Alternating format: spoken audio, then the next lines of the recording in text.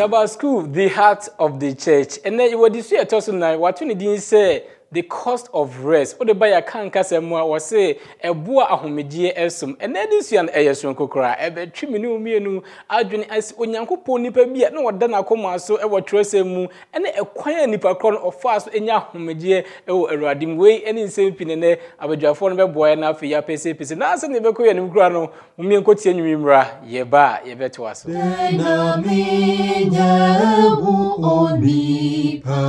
What mon po mi shewon so Ankawa mi bomo mi seso Denti na brevi yawu Oni petafo wabo mi suku Oni pa mi nyamude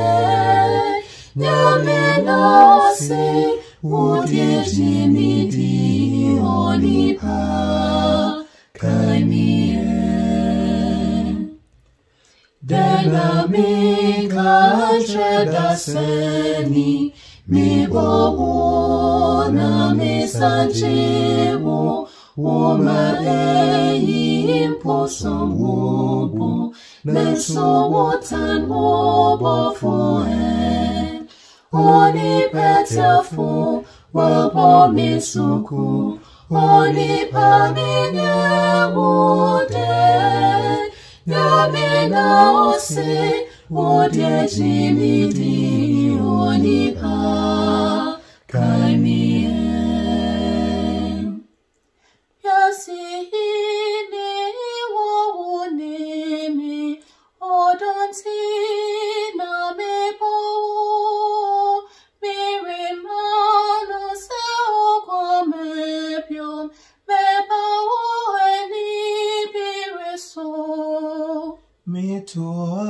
Asasi fapim onipa na wohi me boniane suno na oye doti udoti mapere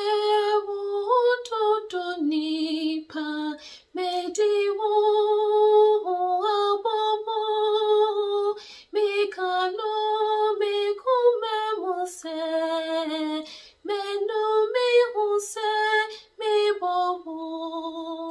Oni petafo wabo misuku Oni pamine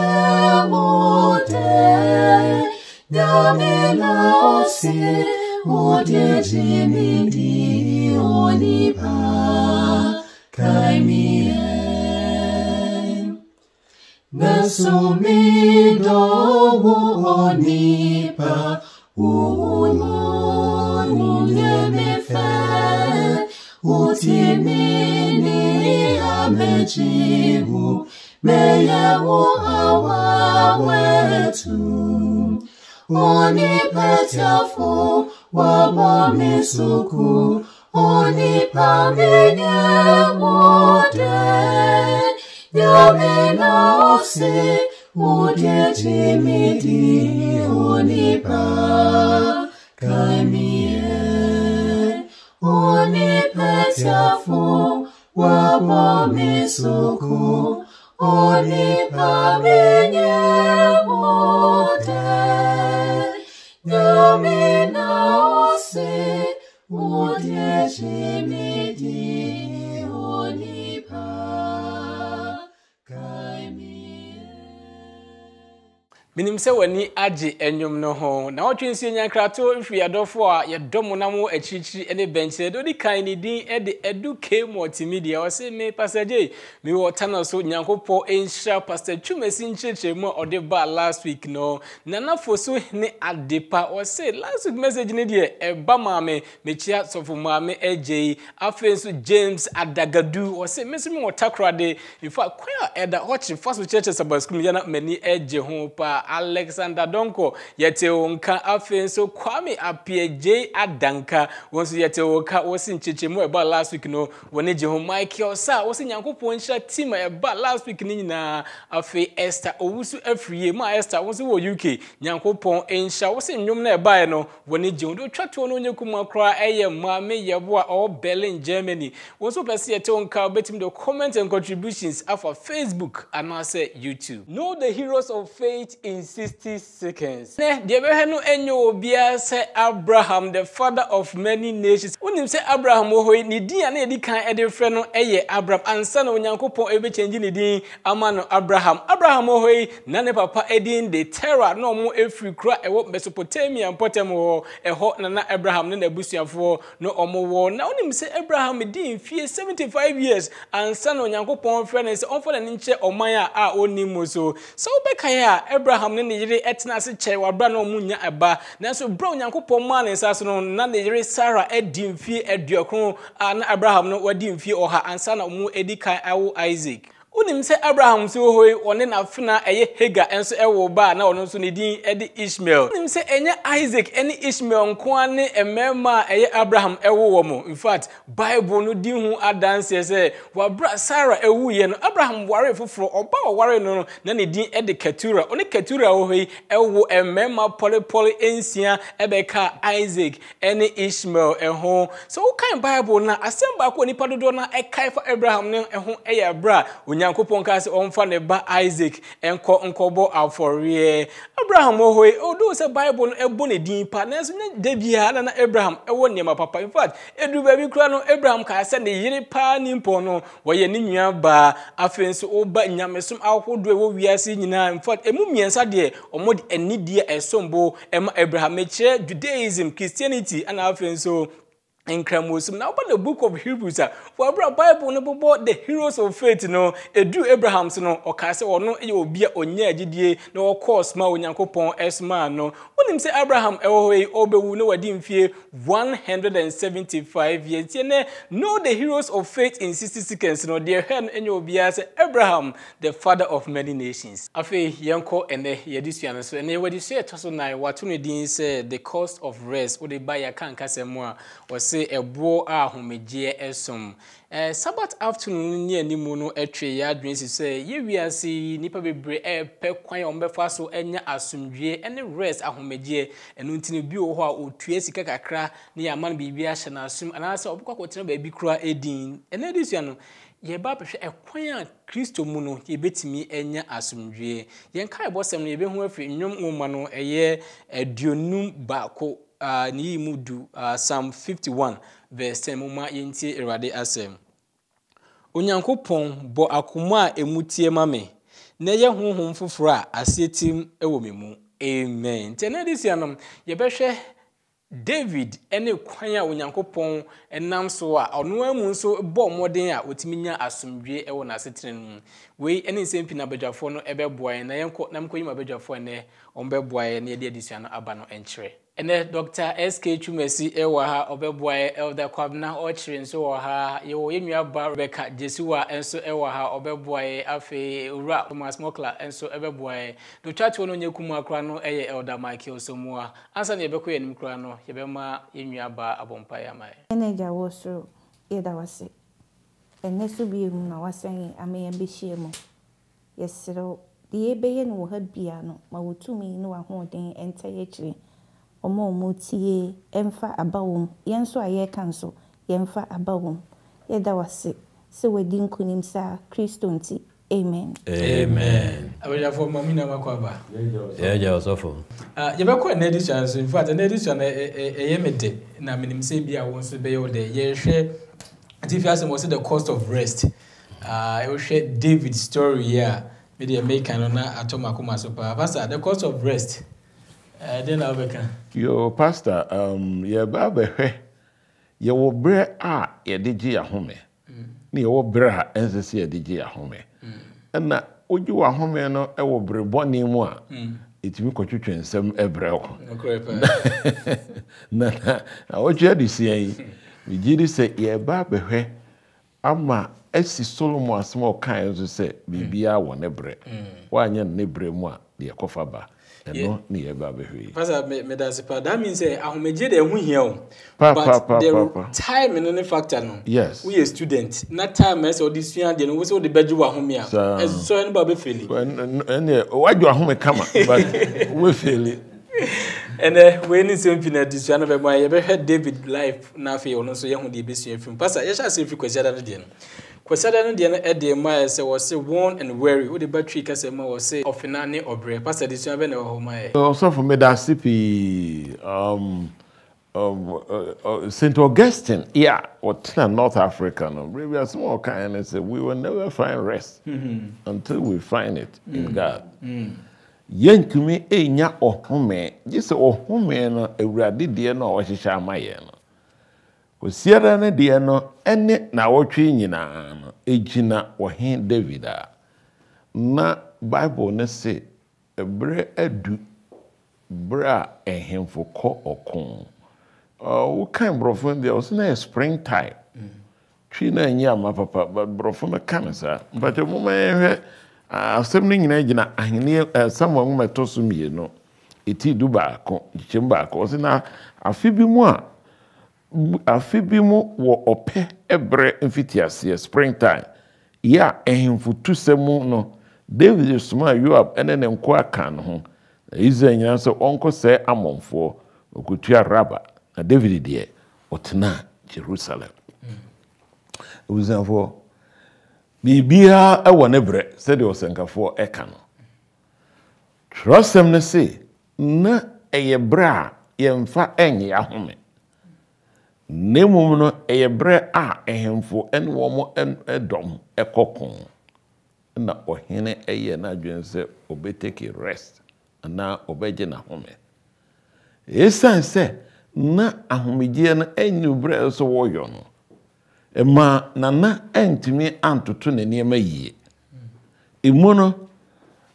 Bible no say dakro bi ebre nti na ni nyina wo Samuel ma tosmenti du baako yi.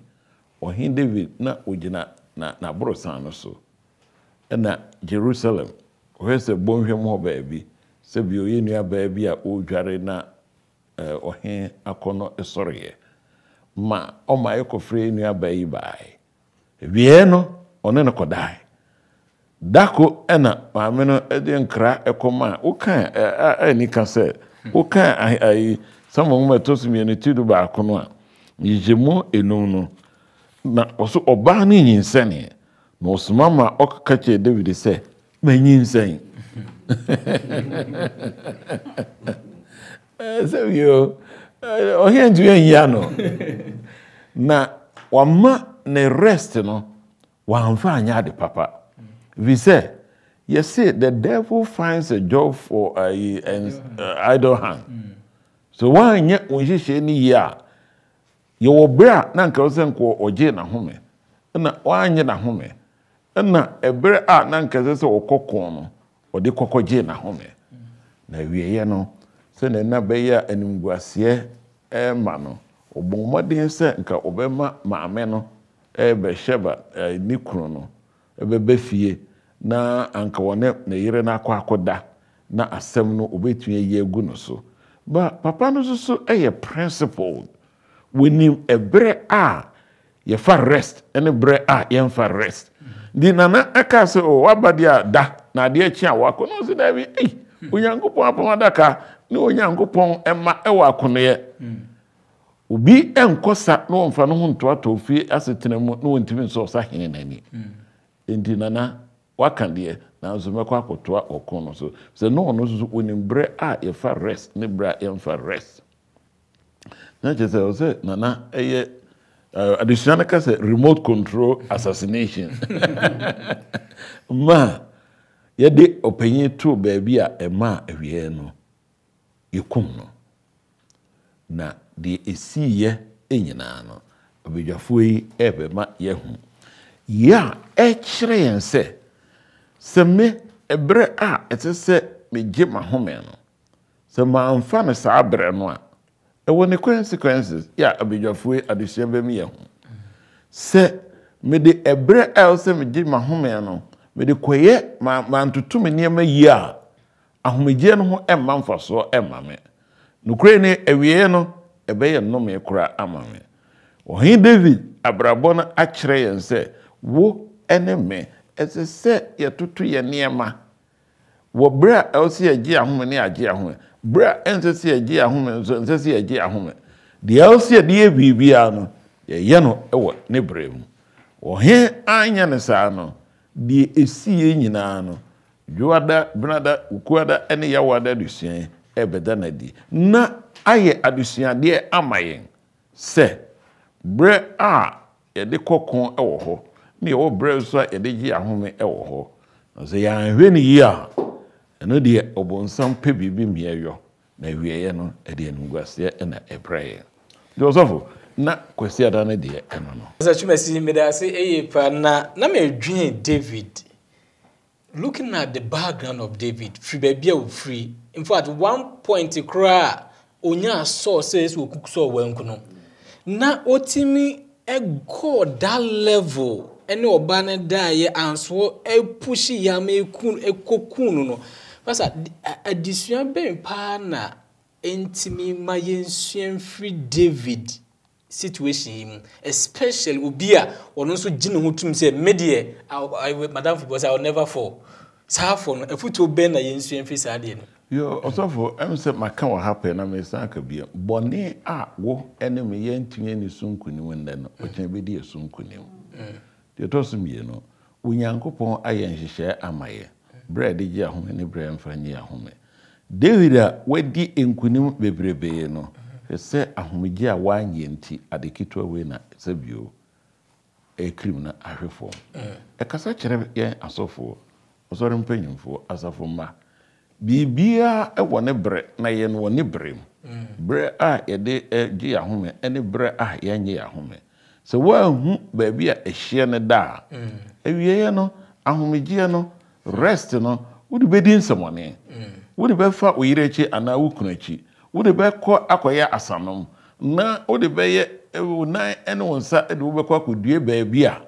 Or rest no, na homigiano. Na echiwa ko say mama rest no kura nanke ye. Ya ense say e basa e we asitinu. Me da say, e da watch binim so de kakra be kama. Dan dem dey count say because anytime bia no a enipa wo to hɔ a saa woni bibia ye no. Bɔne a say nipa di bibrebe no e ye mra nipa no to a wonye hwe no ɔtena dwendwen afi ne bɔne a ase e dey e ba enipa kro no etrim. Enti anytime bia na wo ye say kristoni a say nyame adwuma wo hɔ na so wonye na wo to hɔ saa na so wonye hwe no obonsa be ma bibi aye eno Nyankopɔn de say so obonsa so e ma bibi a e do be kɔ enema a ni kwa se nka wo ye no eno e na wo be ye enti tem bia so wo kristoni na wo to hɔ a pe bibi na ye so pe bibi na wo ye na ye occupied because nka David nkɔkɔ akon no ye occupied ko ya nto no but onye occupied na wo tifie a wona na mu nti no bibi to no ene opanyi yemfanya afutuo maye nyina ye ho yembu yo hon ma tore bia sebio ahisem ne abufuo nti ane afi nominating committee me nye hwe mpese me rest kakra epese me rest kakra no yeah what's a point ba e rest dia nanso wa utum se awie no bo se wo huhumu nyine ene wo kwan a asom kranka okeka ho no na do ekofo dina Jesus say occupy till I come mompe bibi enyo ahomegye duro na nominating committee hu say afi de ju ahome kakra no free family life na ko ha ne bre e wo ho amen Nti business no equipe you engage so you busy na na man for ko abdan for bi kwa do taka say SDA for the year be tamabon sometimes pa Saturday nwumre no ya bre wi na ye ya home sa Saturday no home da na kwa wi no ya beto ase mi wakwa ba yeah ja osofo na de na e dey my say wake up call and say kokobo bre this one be no my time da se bebre kokobo ya de a ehu hia Nyankopɔn yiye pa so hwɛ sa Bible mu a ansa na Nyankopɔn ebe bibia no gise ofa kwan bi so na obokoko ana se wo ma sa wake up call eba say ya wani be ba ho so wasesa afri na wake up call no or say a person or a thing that cause people to be fully alert to an unsatisfactory situation and to take action to remedy it. Inti enima miensa ne wo mu say obey alert and an unsatisfactory situation a bae no na action as I will be taking na ebi a wa better situation no Enti no 2020 me frɛ no a year of wake up calls. Adintra. If it's a year no ye has ya and a massive bushfire. I was Australia. She Crawford die. A dear catch me. A catch me say, near ye bri ye pay na so didn't yankupon wechera one day. Near me was as soon one day bit me a call. I bet me a samba zero bill. If through one sa COVID-19, sa pandemic and also buy. And also a buy chreme say, any pay life ye fragile. Fragile, say, ubet me woo at any time. And no creation also no. Second one say, freedom is at stake. Because freedom and freedom no. COVID-19 by you can say, freedom no one day. A man penny forbid me do freedom never fruit. You catch say I head them no share them. Upepi. Entino when you naturally say a wake up call, actually say nipa no, unyankopon kwana between I don't want to so. Na no actually you say who say George Floyd, and so no racial injustice. And so who say nipa no, there's no justice. Nipa no as our police custody or say peace officer, you who say acquire or fast so a we. When you a wake up call, am I and say any party I no, you depending in a wunyame, you su a we mo. Until I say yes, son, you su. Nafi a boy. Inti ebehe or hini David Pastor H how hini David near wa ye. And no metro didn't say unsatisfactory situation a buy. And only dear hin said no on number bansro so na sa okofa will be yere and no ekodai. Na debe eno ye debe alert enu nyae and say fully alert o nyankopon edemaye. Alert ni betuma bemu mienu. Either say through your conscience. So Yankupon and nam wadrin so be catch us the oye yenye. But sometimes you know, when Yankupon and nam wadrin so catch us the oye yenya, ya na ya pesi this year. Say ya fufro ehunu. Ndim say when David so no try say near nadwene e catch no say the oye yenye nyina no, or try say opeso this year impo edikumobi. Nanso so no Yankupon amana so hwa we nipa e ma no ko a wo hene Nathan. Wo hene Nathan nim David. We say say awo yes e dwanhwefo. Intimira as our say sa prophet no eko no ohunu kwaya a wo se wo faso ene say enkomo a David wo se sa wo nani die wa anko no anko kan say David uno ayeboni say no gu nani mu ase no what the story story no yenyina yenim say o kai 2 Samuel 12:1 to 14 sa wo nyina sa story ni nyina wo ka chen say nipa mienu etena kromu a ba ko esikani ne ba ko ye hiani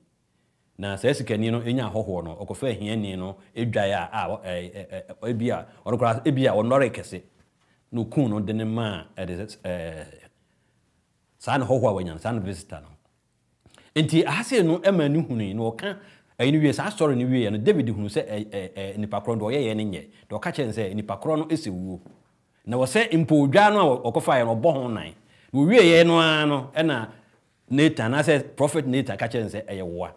na one so no na mpo na adom wom wan kan je say bia odin sa kire no so atiatia no na so scream na bibisa ni nyina no eye kwaya tambia no so bia sem ba ho na de kɔ nanan ase a bo ho paye ne se onyankopɔn no nkire kwaya obefa so na ne nipa no adile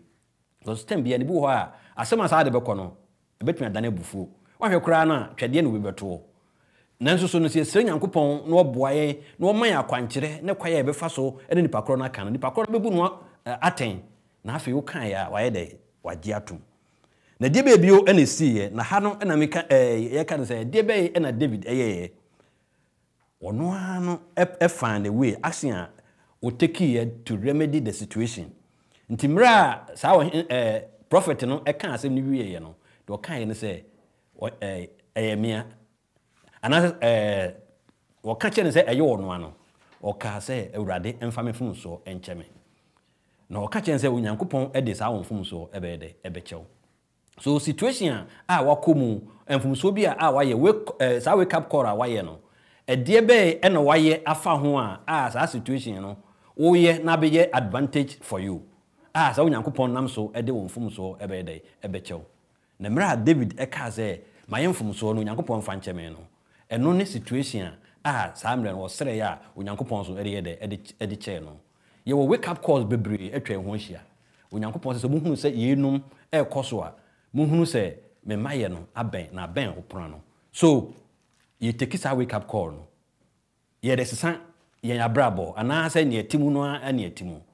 David de oyɛ mfomso no ye kɔkan ohuni ɔka sɛ awurade fa mfomso kyɛ no na awurade de kyɛ no enti ene wake up call a sɛ bɛba bia na sɛ kokɔbɔ bia bɛba bia no enuanom mama yɛ ntena hɔ saa yɛntua namo na afi baabi a ne yɛ wa na enye no a ade ekɔ owuo mu no yɛnso onyankopɔn ne yɛmfiri saa owuo no mu ne yɛmmra wɔn kono onyankopɔn waba ne nsɛm sɛ sɛ yɛba nko ade a saa wɔbɛgye yɛde onyankopɔn ase na dom ti amen amen ɛda medase yɛ pa na medwen wɔ sɛ nyankopɔn ne ma Nathan words no sɛ wɔnkɔka ana sɛ ɔno a ne hu ekwan eka ne sa in fact it was so wonderful say Ellen White eka no Patriot and Prophet page 722 was say after say Nathan eka we nyina echi no Ellen White say was with trembling lips he said I have sinned against the Lord David he kasa nyina na no ho ewo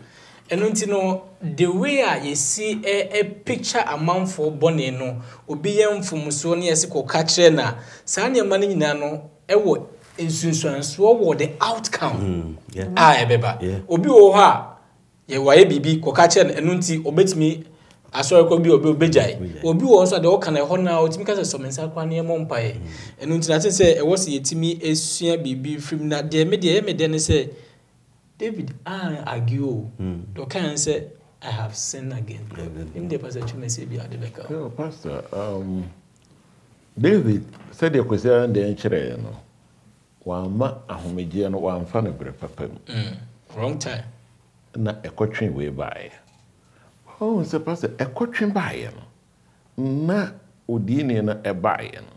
Na sorpenyin bae, ana osofo bae, ana church board bae no. Said the o kan no. Onua oje na mfunso otomu se manusu me rest na eye megiri se eye adusuade ede maye wonipa woye bone no anya ntomu a bone no edi wenu na de wo ko na de wo ko oseye anamo a watuo no bia eduru adusua no de toso biem na ebeme ye hu de efirimu ebaye na megiri se eye adusuade ede maye nyina Yebeto ya this one so na answer yebeto as say won so bia kokobo bia balansa jetum say the David here na ka say this is wake up call for me. Pastor ade ba ko ne say ye wo bre bia ye de ka asem. Na me wo onua bi ni butimi fu gidigidi na ya say na won tu onua fu me say wo de munjai no. Meta kopem bra ne boto ne yema say na gro aba ni mu na fe de meka no na maka akere no se wo fiti preko bra ne buafu no ekoka asem bi akere no a won hwe besen adane asem foforo kura nti ye wo bre bia ye de ka asem bu wo ha asem bi wo ha wo beta bi 6 months kura na won ka ho hwe eno nche se won ka ho hwe ye wo ne bre e wo ho se de be ya e de asumdue beba de okay maka madam fu bi was me de one makanam kombe ya fina me bibia be wo da wa de dia wo yesa ye beto aso every brother de brother they was say forgiving and forgotten and that's what the battery ma was say bonifafree ne arefree edition be no ho mai bonifafree ni arefree akanfo wo quotation bi say jamam nka de yebetimi agya emu amanaka na yifiri wutimu de enya ade say yebetimi ayene sa ye jamu maneka yetimi yifiri yetim in the sense say obi ya obone na say wo de che na wo jamu maneka enye se bia we jamu manaka na se bia ore afi no na ore afi because asem bi wo ha bia 30 years kura na wo da so kai nenso so we de e kan nyina ne se wo jamu maneka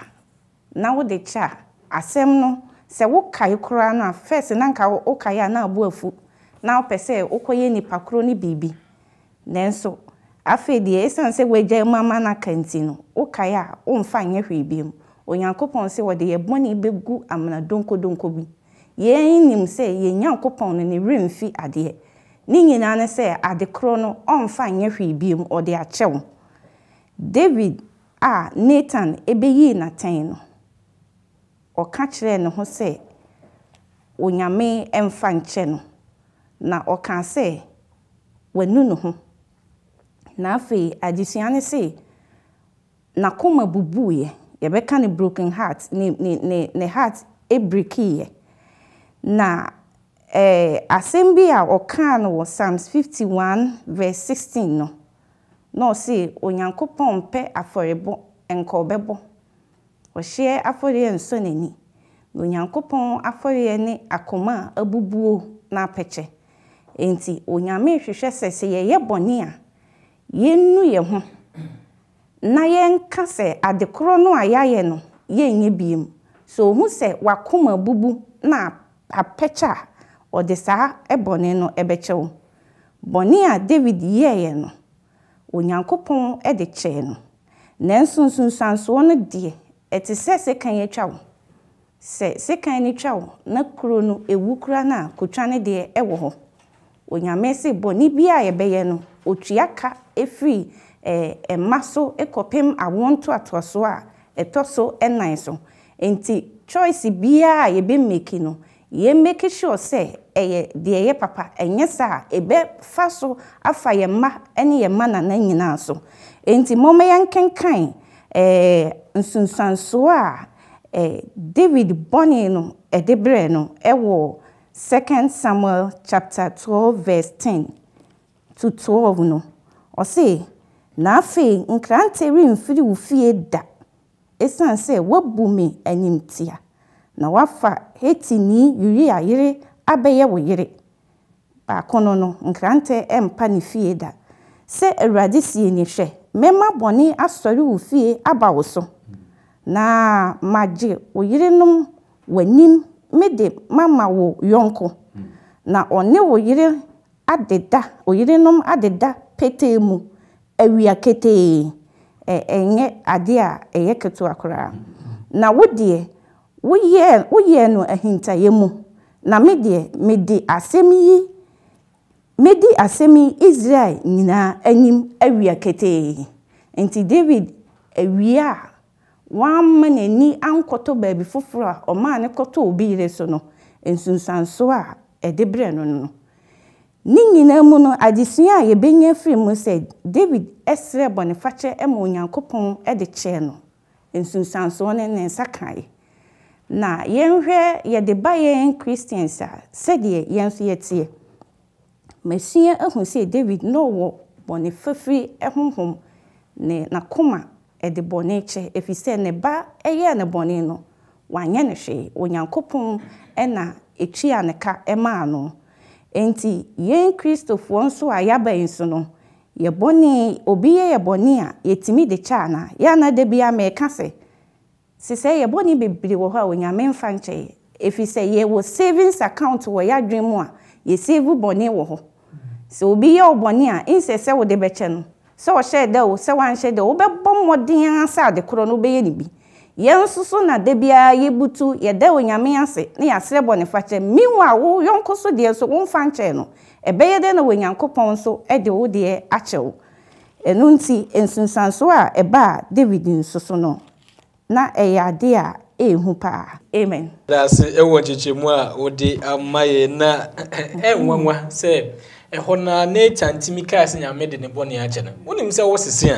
a among the 10 commandments no David wotum be num 5 but nyakopon de che minim de mpanifo bia mo de kakra mo de ka pastor bia answer me bo wasem no so me hwe the abroho friends progression ewa ha unipa also ogina home no ewo honamu wanye no on se honhom nyina ne ho edere no rest ne ho edere no na enunyam ka Yehowa se wo eneme ye mfumso se de yara ye ba Christum ye gi mfumso in fact I remember kid o say David went public so wa bedwa mekase ma jatu ma ye bone a na ehye mu e wo kokwa mu a da bia na ne ho tete no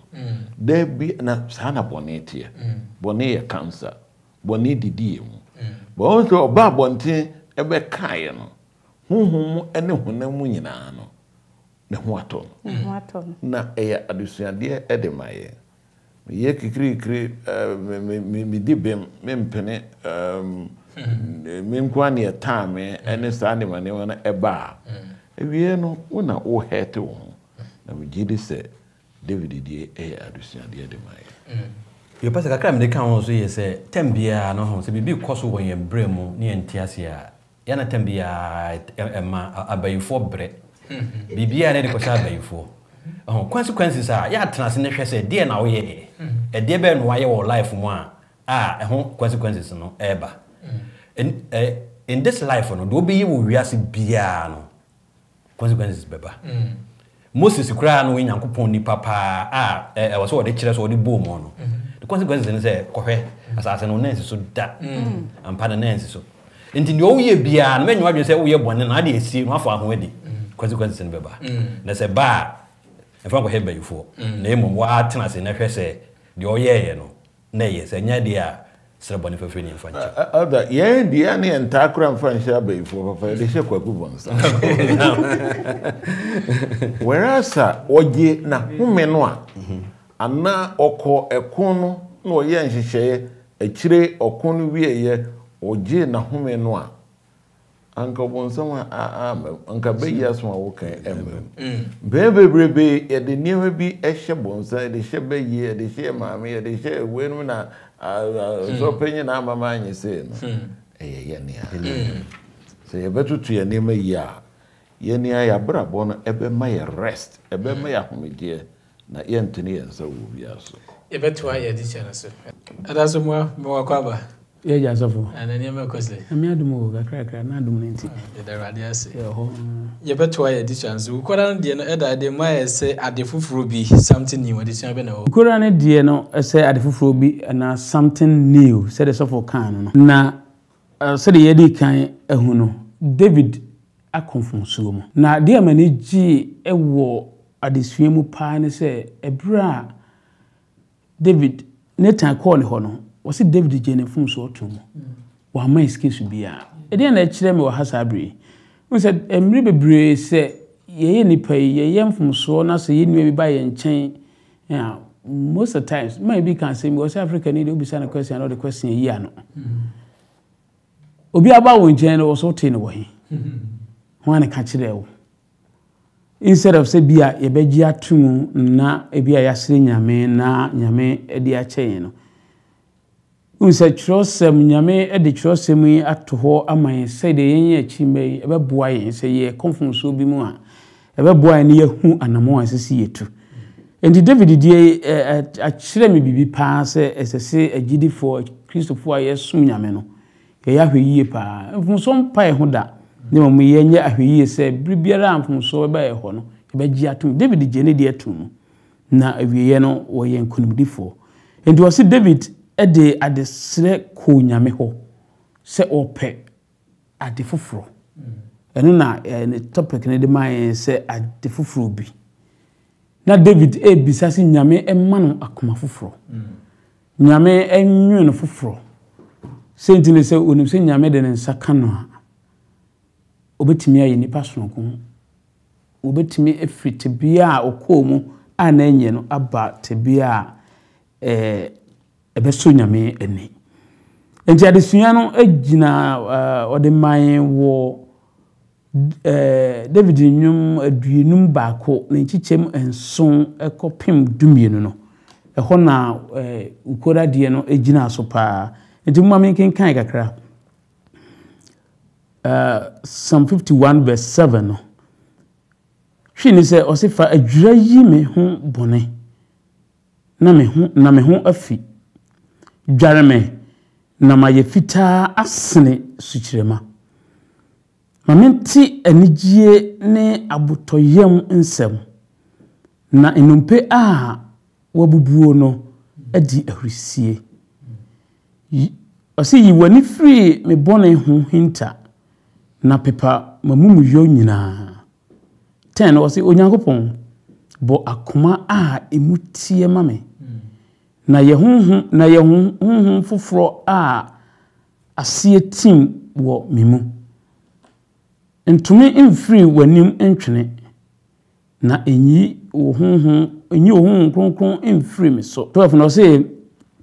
ma minya wo nkwagye ho abotoyem bio na ayimyie honhom nso mimo amen David ena ekase utimi say David anu ne ho unsempe bebre ne yemfom so nanka ye fa David kwankyire yi so ana kwan David fa so yakonyame ho a minim se nyame obetie yen na omeme so aye enipa foforo nse David bisa se ewurade ma menya nigie ene ahosepe ewo nyame wo mu na desua na kire ye se de na David ebisa no ewo nyame sumu nse esanfum so a eba David hunu ntino na edin se ebia obetimi akọ nyame anim ana obetimi akọ baabi akonkonfo ehia enti odi enyito se bi man wo Leviticus 14 no na eho na kire rituals ana nyame emba semfunso eba nyame emmo ye ana se ade nyame nhihye de nyame de to ho man ma bramfunso aba no se de be yi a omho beti edu kan brofo no atwi no de o si fa adwura yi me ho ba brofo no e kan ye o si purge me with hyssop and I shall be clean. So hyssop no kan ho no kan Leviticus 14 na wo ho twi no be kan hyssop na ewo Leviticus 14 no ebra boni abanipa ho no o de kan bra kwata agu bi na so de be ya ne ho bete no na hyssop no one of the year na nyame ma ho kwan se on fansisi eno na David e bisa se ewurade wankasa fa hyssop e den edware me ho se de be ya me ho bete na ma me kwan ma betimi aba wanim na manya anigie ne ahosepe e wo nyame wo mu boni timi ma nipa ene nyame entam tete additional some my reference bi wo Genesis 3:8 no we can Genesis 3:8 no ebra Adam and Eve efumoye no o se enwumre no na nyame nam true mu no ebra wo tie nyame nka bebepe no odwane ko hintai se ntini se na enfunso aba wo ho enti enfunso die ede entitimdie nyame ne nipa entem ebapa na de David ye ekire se semenu mienu se yefun na se yenu ye ho saa nyame ede be chen na obe create yen foforo ndu kin kan tell na said o de man no say create in me a clean heart bo akoma foforo eden etumi mu se di se akoma na da me mu no aye default akoma na ye bone enti se ye nya hunno sa akonyame animu amenim se nyame na David hu se nyame ene create no na ono obo ade no ono anso no betimi asan recreate na se asan recreate ne a obenya home wo nyame mu enti agidifo a yesua adesua no kakra me kan se momma yenyi yemfumso ntum na yenu yen ho na yensire nyame na wo ye twene ne kwafo se wo de beche yen amen eda somwa one thing sometimes na bonsama ebeye burden say bonsam twa bone no picture no kiro saa na mo adwan say as nyankopon enyi mfiri so na sede na David pass sumdwe no in fact say wo ye bibi na se nyankopon de bone chewa you feel say after the onwato bia wo hwe me what di bone bi obi anti wo ye bibi a dadwen da wo so ma wani ji kra nwie pe ya se David odi ewu obo adwaman na se nyankopon de che na bra nyankopon enase na won so obema wasumdwe amen dan ede so ya wadan de ede mai se niema ede nyankopon han no edi so abe no ho mai reflectors of God's light ya wadan disiano niema ede nyankopon han no edi na lesson no very interesting na me nige sene Monday Sunday ne ba no edi ndidi so no ma ebie ni mamu a yehu how as Christians no how we should behave, say you follow guilty and I say di bonia. Now this year Thursday this year no focus on Psalm 51. You name say 51 in the prayer of David Brabon in Nathan ebeyi na 10. Now me dey focus on verse 51 verse 18 to 19 no. na ansa na meto aso no what they some I as abasem bi e de hyase na I think say very interesting say me pese imene ahwefo ebe share was say mpampi no say yakura kuruwa anase wo veil bi na ekurae na mfa na say de ye bibi prekope efree yen some editor eto mostly no ebo ho ma ne pae a yetiamu out of yawa yanya. But at the end of the whole thing, no, so you have to pick the pieces and throw it away. Now the Toto Japan tradition be omuwo say mostly no omuwo tradition be say when you pick up some of these pieces now, they use precious mineral like gold and as a silver, omo liquid gold and as a silver. Now omo they build something precious and as something special. With those broken pieces, you know. Now, or the additional they to near Yankopon eye ho was say additional can be say anytime bia yebeye boni na Yankopon de boni ya bomb pie to say David bomb pie man Yankopon de chair no. Something new or create something new within us. Now, those things you know Emma bia special. Now, I say God's precious forgiveness glues our brokenness. Also at the point Brebiana nipa de sani beye bone no utimu se oboto na oboto so sometimes you don't have the courage to even approach Nyankopon. Sometimes you even begin to be hiding away. Na disuane echire en say tama yebe bone na yebe gia tumi ebe nya hunu na yebe ba Nyankopon nche no ne precious forgiveness na ode maye ni ntino emma yetimi nya asunje bi na ekaye e de batane ho. Now, additional saying Thursday in the title can also say reflectors of God's light. What are the reflectors from this lesson? Reflectors, focus on the fact to say we as individuals and as others cannot repair the damage yakoso and as a boni yanka saying to me home firimu. So what we have to do as Christians in say yebenya hunu to say David enya hunu. Na ya sereboni pache ewa hunu nti oka say a broken spirit or a contrite heart are enough praise for God. Until those things no ye enough ebitimi ama I reflected was now to also word to say our broken spirit or contrite heart are enough praise for God. And there are beams of light that the world can see surrounding us. What it means in this is say that broken heart no na ye nya hunu na e bompire enough to let people know say mokra oye dwamambofo ana so ye wudin no watimi abompire ma Nyankopon de ache ne dia ende me bone no enso mru so sa Nyankopon betimi de me so me de ayeden ache me na otoa so ba say our experience of being forgiven attracts others who are searching for forgiveness. So what it is telling us is say bra ya bompire na Nyankopon de ache no eno nso ma afoforo so nya the courage say say me nso me ye bone na me sere Nyankopon awono nso e de be den e de be cheme me de call awie no Ellen G. White e kan say be say Jesus loves to have us come to him just as we are, sinless, helpless and dependent. Now kind step to cry page 50 no so or can be say bra David bompa any wie no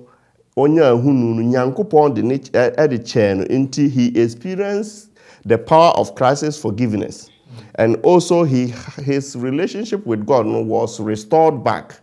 Now at the end of it, on Sene Elder Somuaka wonya a renewed spirit. Enti nyina no mayenya asunjwe as Christian, then we move on and also boy maya na muntu aye tuno etumi wie mudie. Ti Thursday na this year no reflectors no ye a broken spirit and a contrite heart and reflecting my afufro matwa ehu ahia no ehu Nyankopon sene na doye etie. Amen. Mr. Wakla yeda wase ene enchichemu a ode amaye seye da Onyankopon han no adi wabra ne boshe nsem ode amaye yenso yede ye adwuma o se ye mfa ye bone ye pamu kanko ade a ode ye bone ebeche na obetreat ye se de o treat David. Edisuano etofabom ene yahwe ekwan a David bre a onyaye anase one take the right time to rest ensinso a ede eba no so afi ye hu kwan onyankopon fa odo so eji ne bone edi kire no ye hu ekwan onyankopon so enam ne difo so eka ne bone kire no ono so ampupu ne ti na wode akoma pa egiye ene di suen ewodi suen bebre ma me no in fact no be cry cause adentina onyankopon use 2 chapters to address this issue in the Bible. Mi wojide se eye menu ntira eno ntira nyankopon de sansa mi eba atwese yenso yensuan free David ho Bible ne se de ne se odina ho no onhwe ye ne wanhwe ase na se ye hwe ase nso a wo se oye trinini ene ne kwafo se wode yen bone ebeche Ellen White eka ewo Patriarch and Prophet no page 725 wo se the Lord will never cast away one truly repentant soul. Enu ntiri meni umienu se ebenu ye ho a onyankopon ontwa ye nche. Yenko ne ko jabejafo ensem etwa to na afi ye mompaye enhya so. Ada wachire won ensem etwa to. Yo pastor bedase bebre. Wake up calls bebre etwa ho ahia. Mo menhwe. Ekwaya ze nipa efaso episka ye twa nipati edi jiska. Ene ewudisem a ekoso ene evukade hurricanes ne natural disasters ayeko wake up calls on yankopon de kire say yenhwe saa nyema nyina ne mfa nsesa yembra so we nyina so hwe na da so te obra da dan mu say saa won sori a yankopon ka kire say ne etwa ho hye a wo hunu news so wo tie ne wasomu wo hunu no ewo ba bia no wake up call ma say fasesa obra na nche bibia a eyekese eba so wan sa wadwen eba betoa wonanwene ho eda wachi nyakopo enhira stabeki ye pese wonyame mfa ye bone nche se de David die no bra Nathan koyi na tan a o ka se wonyame de obone achew se ye pene sa nso a ye so ye mfa ye yonkonom ebone enchew mu efi se wonyame mpa ibomu no o ka se Awurade mpa ye a ye bono se fayanka free se ne de ye yonkonom aka efiri won enti se ye pese wonyame mfa ye de mfiri ye a yeso ye mfa ye yonkonom de emfiri won papa bi wo Arizona o se otie ye pa ye fre no opanyin kwabena jesi o se one na busu nyina o mutime bo adisun etie many times and sana na watch no kra enti me promise ne se meche ano enti ba bi owo bia o ne yire ne ma ne abusua ene abusua o mo ho nyina meche ya obi a opani kwabena jesi right opani kwabena jesi nyankopon inshallah amen Mr. Wakala won se me twato yo pastor meda say masama mede twato and is just like David or Shas and ye nim say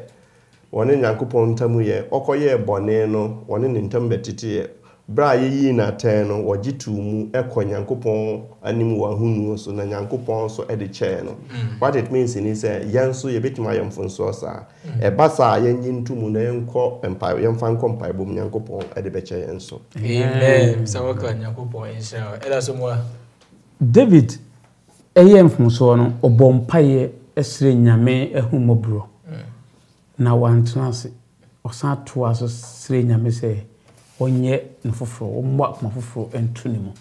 ebra ye konfunsuo mu no nyame ahye eboso de bechen o de chen na nkyere se ye ntuna faako yem koso ansire nyame na nyame ne mema ya hodin amiatim de adi nkunim amen eda nyakopon shira pastor Chumesi osafo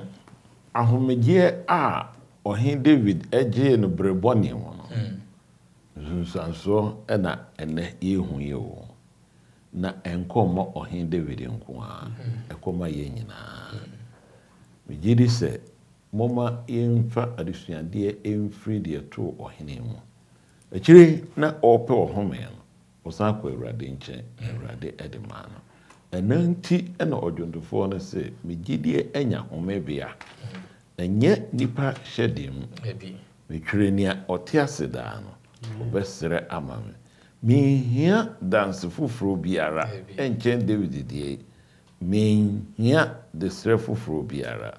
esum mebo se Yesu ewumame wasore bio amame amen amen aha ne mrema me ho kwan ne de adisua nyina aba awie mema ora mokla abompaye ehya so amaye Paujo me mompai yara was ososoro he yes di udi ne chance ɛdɔ mu yɛ gyae adesua nyina de hyɛ wo nsa botae nti a wofa mpanyimfoɔ so de adesua ma yɛsorɔ sɛ ma nyina nya yɛ mu kyɛfa obi biara so ɔbɛhwɛ nso yɛsorɔ sɛ ma no nya mu kyɛfa ɛnkyɛ na wopia yɛ nyina nya kyɛfa wɔ w'adom ɔwɔ dɔba Yesu Kristo din mu nti amen din ede Pastor Samuel Eje aha ne mrebe me kwa ne de edisua ne nyina aba awiye mefa sa akonya na mada wo a wo hwe ye na wotie ya sese onya abre na one ye esua edisua no meda ye technical team Samuel Lamte so oboa ye tutu fidie ma bibia ko so kama Hope TV Ghana 3ABN Ghana TV mu amohwe fi ho nyina no onyankopon enhya mo mamu remfi se emo a ye de boa Hope TV Ghana no muguswa eje ene 3ABN Ghana TV no omu nyina eje numbers na gu ase on bomoden ne tonsa na afi fa kakra obetimi no yentimi fa nko boa yenuanom na yentimi empa onyankopon asem no enko amohwe fi Obra TV ana afi nso CB Radio TV nyina no onyankopon enhya mo nyina so twuma si marriage vitamin no edaso etwagu this week ubetimi enye bi ahwe medie ye de so nyina ekwawie no eye me mpa ebo se me ne wo de betimi aye bia na enya asomdwe rest papa oh Yesu Kristo mu no yenye bye bye